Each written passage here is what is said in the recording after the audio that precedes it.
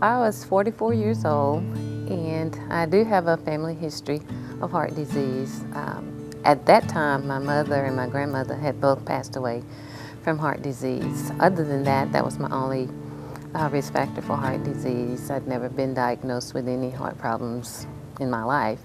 I had started to have these, well, it's not the crushing chest pains like people typically hear, but just kind of felt like pins sticking in the left side of my chest. And I talked to my primary physician, and I've had some amazing doctors over the years, Dr. Keith Horner, and talked to him about it, and he brought me in, did a chest x-ray, EKG, and said that there were some changes in the EKG, but maybe those were due to the aging process, although I was only 44. He said because of the family history, we'd go ahead and refer me to a cardiologist. Those, and I don't call them pains because they really didn't hurt, but it was different. But I started experiencing them and they were lasting longer. One early morning, I just went to the emergency department because it just would not stop. I actually thought I was going to come home. They were going to tell me it was nothing and I was going to come home.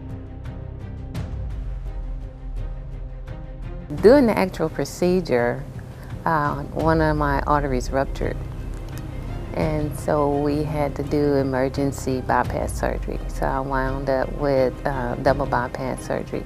No one had expected that to happen, but it did.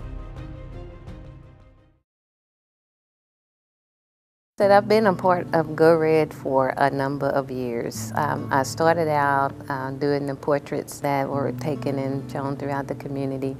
And it's been an important event in my life because it is an awareness event, and it brings awareness to heart disease, brings awareness to the Heart Association and the work that they're doing.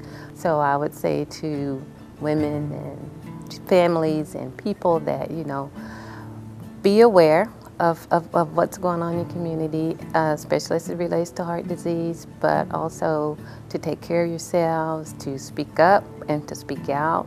If you are not sure when you see a physician or your medical provider, ask questions, because you need to know and you need to understand what's going on in your body.